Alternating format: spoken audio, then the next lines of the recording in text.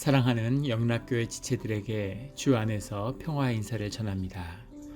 오늘은 7월 27일 월요일입니다. 오늘의 묵상 본문은 잠언 1장 1절로 6절까지의 말씀입니다. 오늘의 본문 말씀은 이렇게 시작합니다. 다윗의 아들 이스라엘 왕 솔로몬의 잠언이라. 저희가 매일 새벽 기도를 통해서 말씀을 나누기 시작한 지 이제 3년 반이 되었는데 선지서와 시편, 지혜서 이런 것들을 다 나누어서 예레미야서, 예레미야애가 그리고 잠언 이렇게만 남아있는 것 같습니다. 그리고 우리 모세 오경의 말씀을 또 우리 수요 집회를 통해서 나누어 가고 있는데 이렇게 잠언의 말씀을 오늘 새롭게 시작합니다. 다윗의 아들 이스라엘 왕 솔로몬의 잠언이라. 잠언이라고 하는 말은 미슐레라는 말인데 솔로몬의 잠언이라. 역대왕 사장에 보면 솔로몬이 잠언 3,000개를 지었다 이런 말씀이 나오죠. 그런데 이 잠언서는 성경의 잠언서는 꼭 솔로몬만이 아니라 유대의 역사 가운데 전해지는 여러 잠언들을 모아놓은 것입니다. 그래서 뒤에 가면 30장에 아굴의 잠언 이런 것도 나오고 31장에 가면 르우엘 왕의 어머니의 잠언이다 이런 여러 가지 이스라엘의 지혜 전통들이 모여 있음을 보게 되죠. 미슐레라고 하는 것은 마살이라는 말의 복수형인데 유사함, 비유, 비교, 속담, 경험들 이런 것을 지칭하는 말인데 이것을 통합하면 진리, 주 안에서 현상세계로 드러나 있지만 그 안에 주님으로부터 비롯된 진리다라고 하는 것을 담고 있습니다.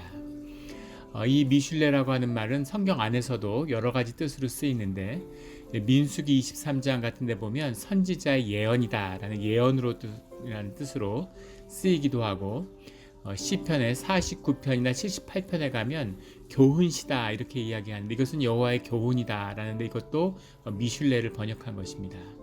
또 욥기에 27장 29장 이런 데 가면 지혜자의 말이다 이렇게 얘기하는데 여기서 지혜자의 말이라는 것도 미슐레라는 말이죠. 그래서 미슐레라는 말이 굉장히 폭넓게 쓰이는 정말로 지혜, 진리 이런 것을 말하는 거죠. 흔히 유대인들을 지혜의 민족이라고 하죠. 지혜의 전통이 있다라고 얘기합니다. 유대인들이 주님을 영접하고 주님과 함께하는 주님에게 선택된 민족으로서 구속의 역사를 시작한 그 전통 가운데 이 지혜의 전통이 들어있죠. 이것이 유대인들의 특별한 점입니다. 오늘날에도 유대인들이 세상 가운데 또 미국에서도 그렇고 세계에 큰 영향력을 끼치고 세상에 많은 일들을 이뤄내는 것. 노벨상 수상자의 3분의 1이 유대인입니다. 그건 이스라엘 국적자를 의미하는 것이고 사실은 그렇지 않은 국적까지 따지면 거의 절반에 육박한다는 얘기가 있죠. 미국 아이비리그 대학의 교수의 3분의 2가 유대인이라고 그러죠. 주요 미국의 의과대학의 의과 교수들의 거의 전원이다. 거의 80-90%가 유대인이라고 합니다. 유대인들이 뭔가 특별한 이 지혜의 전승, 지혜의 전통을 가지고 있는 거죠. 이것을 이 잠언을 통해서 우리가 만나게 되기를 주의 이름으로 축원합니다. 다윗의 아들 이스라엘 왕 솔로몬의 잠언이라. 2절에 이는 지혜와 훈계를 알게 하며 명철의 말씀을 깨닫게 하며. 이는 지혜와 훈계를 할 때 지혜라고 하는 것이 호크마죠. 호크마라고 하는 것도 유대인들이 굉장히 중요한 말입니다. 유대인의 신앙, 유대교에 10가지 기둥이 있다고 하죠. 그들의 신앙을 떠받치고 있는 10개의 기둥 중에 하나가 바로 이 호크마입니다. 지혜죠. 지혜를 안다는 것이 굉장히 중요한데 이 지혜라고 하는 것은 판단하다라는 뜻도 들어있고 굳세다라는 뜻이 들어있어요. 그리고 밀접하다라는 뜻도 들어있습니다. 그런데 이것이 의미하는 학함이라는 말에서 유래된 것인데 이 말이 뜻하는 정확한 의미는 내적, 외적 삶의 균형을 의미하는 겁니다. 기가 막힌 이야기인데 내적인 삶과 외적인 삶이 다 있죠. 우리가 눈으로 보고 우리가 육신으로 살아가는 이런 물리적인 공간, 우리 3차원의 이 공간의 삶, 시공간의 삶이 외적인 삶이죠. 그리고 우리 내면에 시간이 없고 무한하며 영혼 속에 있는 영적인 삶, 내면의 삶이 있습니다. 시간이 없고 영원함과 시간이 있고 유한하면서 물리적인, 영적과 물리적인 공간이 우리 육신 안에서 하나가 돼 있죠. 기가 막힌 균형이 우리의 몸을 통해 이루어지고 있는 겁니다. 이 균형을 유지하는 것이 이 지혜, 호크마예요. 이것이 굉장히 중요한데, 우리가 처음에 신앙생활에 들어서게 되면, 주님을 영접하고 교회에 나오고 공동체의 삶을 시작하면, 그러면 우리가 외적으로 살아왔던, 우리 물리적인 삶이 전부인 줄 알고 살아왔던 그것이 무너지고 우리의 내면의 삶, 영적인 삶이 열리고 눈이 열리죠. 그렇게 되면 어떻게 되냐면 우리의 삶의 의지나 능력이 현격히 약화됩니다. 그래서 많은 시간을 기도하면서 보내고 찬양하면서 보내고 막 그렇게 영적인 것을 즐기게 되는데, 문제는 육신의 삶이 무너져서 삶의 능력이 사라진 것처럼 경험하게 되죠. 그것을 넘어서서 다시 내면의 힘, 내면으로부터의 동기와 그 내면의 힘을 끌어올려서 다시 우리의 삶의 외적인 환경들을 재구성하는 그런 일이 일어나야죠.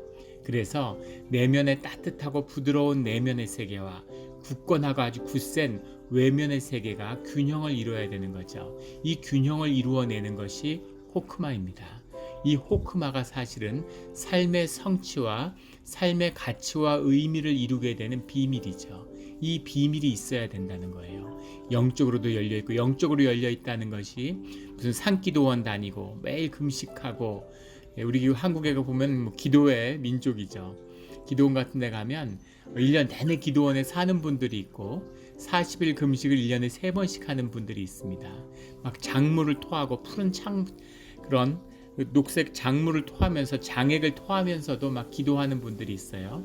그것은 지혜롭지 못한 겁니다. 물론 그 과정을 지나가야 되지만, 그런 삶의 영역과 우리가 먹고 살고 돈을 벌고 비즈니스를 하는 이 삶의 영역이 사실은 연결되고 하나가 돼야 되는 거죠. 그것을 이루어내는 비밀이 호크마예요. 이 호크마를 얻는 우리 모두가 되기를 주의 이름으로 축원합니다.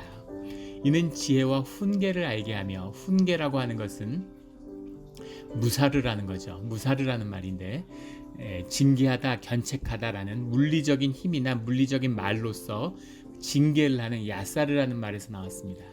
이것은 실천적이고 도덕적인 훈련을 의미한다는 게 정확한 의미예요. 우리의 이 훈련, 실천적이고 도덕적인 훈련이 있어야지만이 영이 다루어지고 우리의 육신의 균형을 이루게 됩니다. 이것이 신앙이고 이것이 신앙의 삶이죠. 내 스스로를 실천적이고 도덕적인 실제의 삶 속에서 영적으로 단련해 가는 겁니다. 이 단련이 있어야 되죠. 이거 쉽지 않죠. 항상 세상에서는 안일함, 또 쾌락, 욕심 이런 걸 채우는 그런 유혹이 끊임없이 있기 때문에 그 가운데에서도 이런 실천적인 도덕적인 스스로의 단련이 없이는 절대 지혜를 얻을 수 없습니다. 이 지혜와 훈계를 같이 아는, 네 내면의 세계라는 건 자꾸 나를 열고 자유하고 또 내가 원하는 나로서 하고 싶은 걸 하라고 이야기하는 거죠. 하지만 그것이 이 무사르와 만나지 않으면 방종이나 안일함이나 육체적 쾌락에 빠져버리고 마는 겁니다. 그래서 이 지혜, 호크마와 무사르는 동전의 양면같이 짝을 이루게 되는 거죠. 지혜와 훈계를 알게 하며 명철의 말씀을 깨닫게 하며, 명철의 말씀할 때 명철이라는 건 비나라는 말인데, 이 비나라는 것도 이 유대인의 그 지혜 전통에는 10가지 기둥 중에 하나입니다. 굉장히 유대인들이 중시하는 거예요. 비나의 정확한 뜻은 명철이라기보다는 분별입니다. 영적인 분별이죠. 근데 그 분별이 말씀에서 온다는 거죠. 명철의 말씀을 깨닫게 한다는 겁니다. 그것이 지혜죠. 지혜가 말씀으로부터 비롯되는 겁니다. 모든 것은 분별이에요. 사람이 삶의 전 모든 것이 분별에 있죠. 삶을 선택이라고 하는데, 선택이라는 말보다는 분별이라는 말이 더 정확한 겁니다. 어느 것이 주님께 왔으며 어느 것이 옳은 것인지를 분별하는 것, 이것이 삶의 지혜고, 이것만 있으면 삶에 어려움이 있을 것이 없죠. 예전에 한 집사님을 아는데, 그 집사님이 미국에 유학해서 공부를 해서 무슨 엔진에 무슨 PhD를 받고 뒤에 사업을 해서 사업적으로도 크게 성공하고 자녀들도 잘 되고 가족 가운데 세상의 눈으로 보면 부족할 것이 없는 다 가진 분처럼 이렇게 보였어요. 근데 그분이 자신에게 간증을 이런 걸 나누는 것을 들은 적이 있습니다. 그분에겐 한 가지 비밀이 있는데 어머니가 젊어서 어려서 돌아가시면서 그런 유언을 남기셨다는 거죠. 어머니가 어릴 때부터 항상 매일 성경책을 3장씩 읽게 하셨다는 거예요. 성경책을 매일 3장씩 읽었는데 하루에 3장씩 읽으면 1년에 한 번을 다 읽게 되죠. 그러니까 매년 일독을 하게 되는데 그걸 꼭 지키면 매일매일 어머니가 확인하고 당신에게 그걸로 용돈도 주고 선물을 주면서 그걸 생활화시켰다는 거죠. 어머니가 돌아가시면서 가족이 어려워지고 힘든 일고 경제적으로도 힘들었는데 그러면서 이게 너에게 주는 비밀이다. 매일 성경책을 무슨 일이 있어도 꼭 3장씩 읽겠다고 약속해라 라는 걸 마지막으로 그렇게 주셨다는 거죠. 그래서 어머니하고 약속을 하고 무슨 일이 있어도 세상이 어떻게 돼도 꼭 하루에 성경을 3장씩 읽겠다고 약속했기 때문에 그렇게 살아왔다는 겁니다. 신앙이 있었던 것이 아니고 하나님이 누구 있는지도 몰랐는데 매일 성경을 꼭 엄마하고 약속했으니까 3장씩 읽었다는 거예요. 지나고 보니까 그 하나님의 말씀을 알던 모르던 매일 3장씩 읽었던 것이 소리내어 열심히 읽었던 것이 당신의 삶을 이렇게 좋은 길로 이끌었구나 하는 것을 알게 됐다 이런 말씀을 하더라고요. 그 말씀을 알아서가 아니라 그 말씀을 깨달아서가 아니라 말씀을 매일 가까이 했기 때문에 죄에 빠지지 않고 나쁜 선택을 하지 않고 늘 좋은 일이 있고 좋은 분위기를 만들고 어려운 일이 있어도 좋게 받아들일 수 있는 마음을 갖게 되고 또 좋은 일이 있을 때 교만하지 않고 스스로 자제할 수 있고 그런 명철의 비밀이 말씀에 있었다라는 고백을 들은 기억이 납니다. 이것이 바로 비나죠. 명철의 말씀은 하나님의 말씀입니다. 하나님의 말씀 가운데 분별할 수 있는 지혜를 얻는 것, 이것이 비나죠. 이 비나와 호크마, 이것이 무사르를 통해서 온다는 거죠. 이것이 지혜의 비밀이다라는 것을 선포하는 겁니다. 이런 명철과 지혜를 주 안에서 얻게 되는, 떠나지 않는 우리 모두가 되기를 주의 이름으로 축원합니다. 3절에 지혜롭게, 공의롭게, 정의롭게, 정직하게 행할 일에 대하여 훈계를 받게 하며 라고 나옵니다. 지혜롭게 라고 하는 건 위에 나오는 지혜와는 다른 거예요. 위의 지혜는 호크마인데 여기서 지혜롭게라는 건 하스켈이라는 말입니다. 이것은 사력 있게, 신중하게 라고 해석했으면 더 좋았을 텐데 정확히 얘기하면 앞에와 뒤의 세계는 나누어집니다. 지혜롭게 훈계를 받으면 공의롭고 정의롭고 정직하게 행하게 된다라는 게 정확한 해석이죠. 신중하고 뒤에 신중하게 훈계를 잘 들으면 훈계를 들어야 되는 거죠. 어른들이 하시는 말씀, 어른들의 잔소리가 다 옳은 말입니다.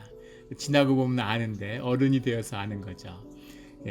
공부도 때가 있다. 젊어서 공부해야 된다. 이런 잔소리를 많이 들었는데 그때는 그 말의 의미를 몰랐죠. 근데 지나고 이제는 압니다. 지금도 책을 열심히 읽으려고 그러는데 저도 노안이 일찍 와서 책을 읽는 게 힘들어요. 그리고 읽어도 기억이 하나도 안 납니다. 그래서 젊었을 때 10대 때 읽었던 책들 이런 것이 지금도 다 기억이 나죠. 그래서 공부할 때가 있구나 하는 걸 이제는 깨달는데 똑같은 얘기를 아이들한테 해주는데 자녀들한테 하는데 자녀들은 또 듣지 않는 거죠. 그래서 신중하게 어른들의 훈계를 듣는 것, 이것이 사실은 지혜의 근본인 거죠. 공의롭고 정의롭고 정직하게 일을 행하는 것, 이것이 얼마나 이것이 가치를 만들고 이것이 의미를 만들죠. 이럴 때 삶의 심장이 뛰고 사람이 움직이는 겁니다. 이렇게 살아야 삶 가운데 기억되고 남는 것이 있죠. 이것이 지혜롭게 신중하게 훈계를 듣는 것에서 있는 것이다 라고 잠언은 이야기합니다. 4절에 반면에 어리석은 자를 슬기롭게 하며 젊은 자에게 지식과 근신함을 주기 위한 것, 이것이 훈계라는 것, 이것이 잠언의 비밀이라는 겁니다. 어리석은 자라고 하는 말, 어리석다라고 해석을 했는데 페타임이라는 말입니다. 지혜의 반대에 서 있는 거죠. 근데 이 말은 페타흐라는 말에서 왔는데 열려있다라는 말이에요. 마음이 열려있는 자가 어리석은 자라는 겁니다. 이게 무슨 말이냐면 어리석은 자라는 것은 아까 말한 지혜, 이 내면과 외면의 그 경계를 유지하는, 그것을 잘 유지하고 마음을 지키지 못하는 자가 어리석은 자라는 거죠. 어리석은 자는 마음이 열려 있는 자입니다. 마음이 열려 있다는 건 자기 마음을 지키지 못한다는 거죠. 그래서 이런 자들은 쉽게 영향을 받아요. 나쁜 사람들하고 있으면 나쁜 것을 쉽게 물들어 버리죠.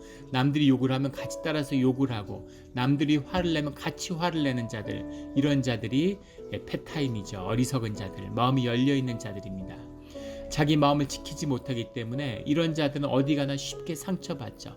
모든 세상의 영향을 전부 다 빨아들여서 자기의 마음밭을 쓰레기밭으로 만드는, 쓰레기통으로 만드는 것이 어리석은 자입니다. 어리석은 자들이 가장 많이 하는 말이 뭐냐면 상처받았다는 말이에요. 상처받았다는 얘기는 어리석다는 얘기입니다. 무슨 말이냐면 마음을 지키지 못하기 때문에 그런 거죠. 영적인 보호막이 없는 거예요. 영적으로 자기 자신을 지키지 못하기 때문에 마음이 너덜너덜 누더기가 되는 겁니다. 그 마음이 너무 깊이 다치고 너무 누덜누덜해져서 그 마음을 통합하지 못하면, 자신의 경험 속에 있는 그 마음을 하나로 모으지 못하는 것, 이것이 사실은 미친 거죠. 왜 마음을 지키지 못할까요? 자신 안에 있는 자신의 마음을 지키기 위해서, 내 마음속에 여러 마음이 있습니다. 그 마음을 지키기 위해서 그 마음이 아닌 것, 그 마음을 하나로 만들어서 지키는 방패가 에고죠. 자신의 자아예요. 자아라는 건 실체가 있는 것이 아닙니다. 거짓이에요. 껍데기, 가면입니다. 그 가면을 만들어서 내 마음을 지키는 거예요. 근데 문제는 뭐냐면 세상에 속아서 그 에고가 자기인 줄 안다는 겁니다. 그 에고를 세상 사람들이 만나는데 마음의 중심이 없으니까 사람들이 보고 사람들이 대하는 그 에고를 자기 자신이라고 믿고 받아들여 버리는 거죠. 마음과 에고를 떼내야 되는데 에고를 자신이라고 동일시하니까 그 에고가 상처받으면 자기가 상처받는 거죠. 그 에고가 높아지면 자기가 교만해지는 겁니다.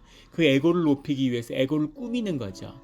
뭐 교육을 받고 학력을 더하고 무슨 옷을 잘 입고 남들의 칭찬을 받아서 에고를 멋지게 꾸미려고 그래요. 좋습니다.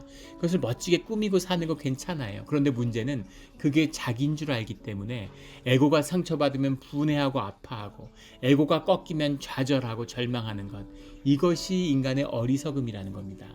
에고는 에고일 뿐이죠. 에고는 세상에 나갈 때 쓰고 나갔다가 집에 들어오면 벗어나야 되는 거죠. 그리고 자기로 살아야 되는 것입니다. 그것이 되지 않아서 그 에고가 자기인 줄 아는 자들은 대문을 잃어버린 자들이죠. 문 밖에 나가서 사는 사람들입니다. 그런 사람들은 수많은 상처와 수많은 아픔을 계속해서 경험하게 되죠. 분해하고 아파하고 다 헛되게 삶을 낭비하여 버리는, 그런 걸 붙들고 자기 에고가 받은 상처가 자기인 줄 알고 그걸 아파하면서 살아가고 미워하는 삶, 이런 것이 어리석은 자의 삶이죠.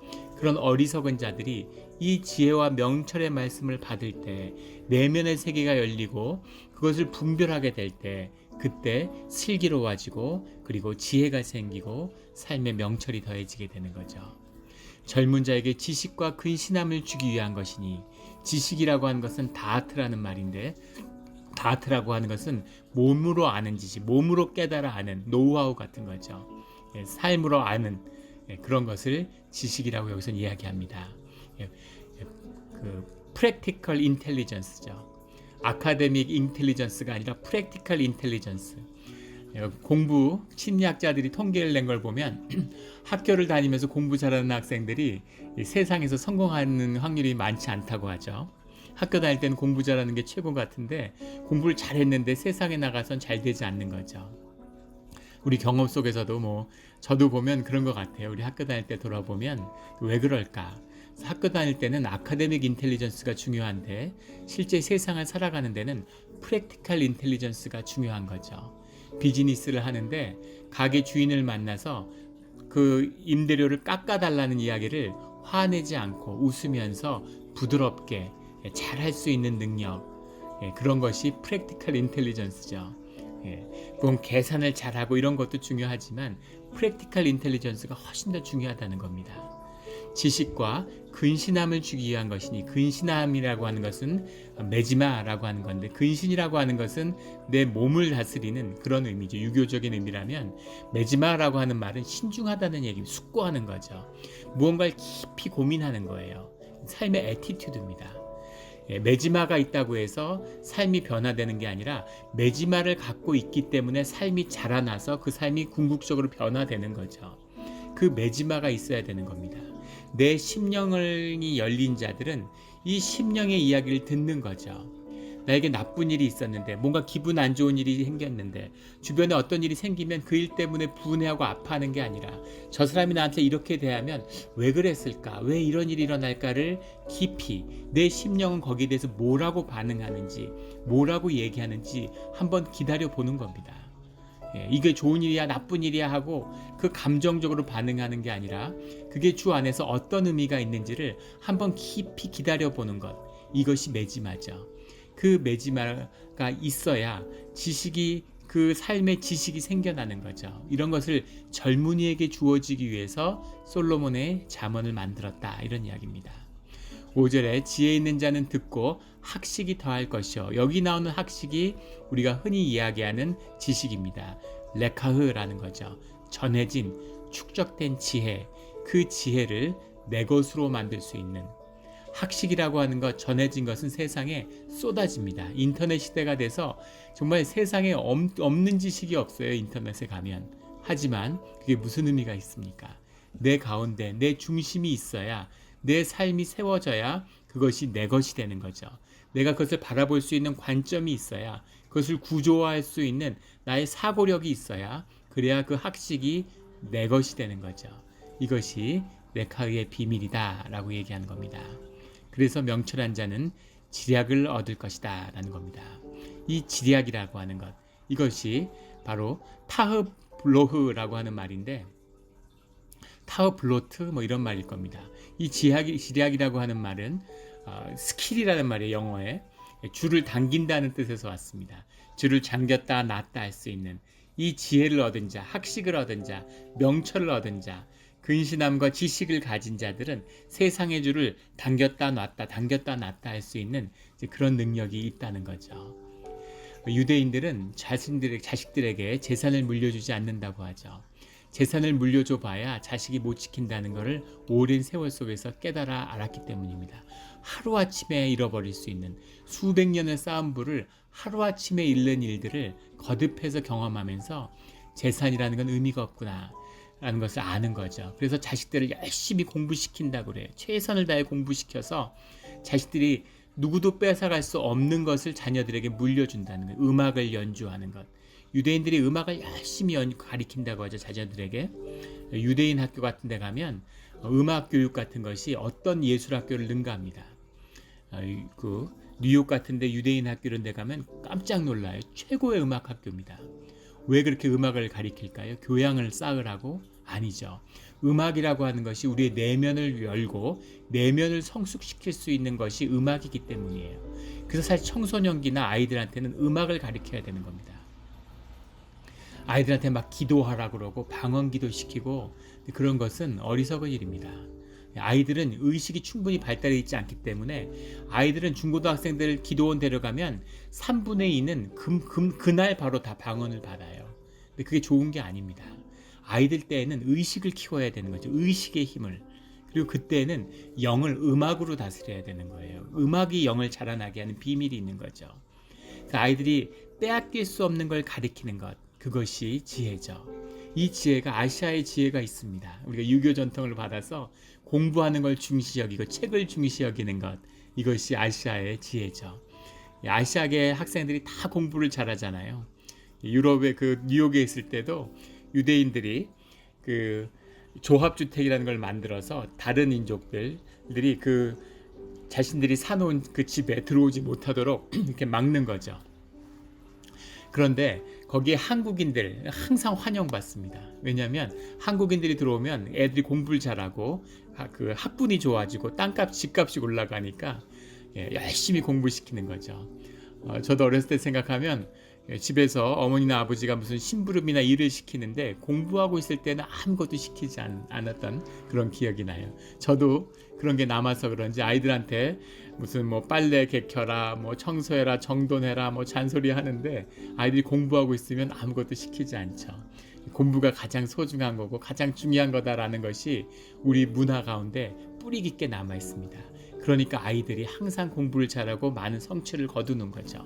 그런데 거기에다가 사실은 하나님을 만나는 우리 영 가운데 내면이 열리는 그 안에서 도덕과 윤리가 나온다는 것을 몸으로 깨달아 아는 이것이 더해져야 되는 거죠.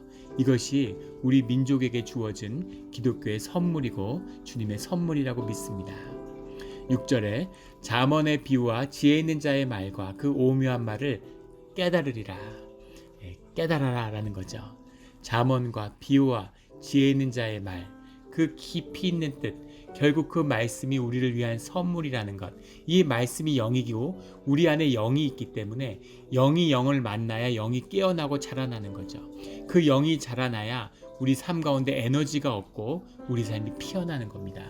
그래서 정말 신앙의 길을 가는 사람, 신앙이 정말 꽃 피워진 사람의 삶은 피어나게 돼 있어요. 그것은 아름답게 피어나게 돼 있는 겁니다.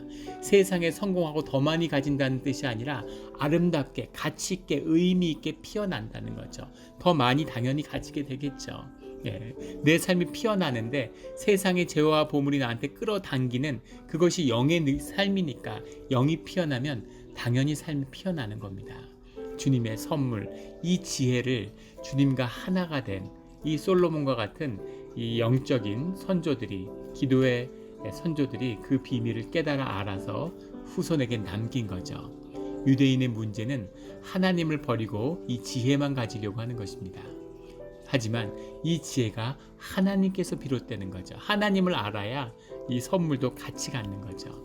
주님 한 가운데서 주님과 함께하며 이 선물을 놓치지 않는 우리 모두가 되기를 예수 그리스도의 이름으로 축원합니다. 아멘.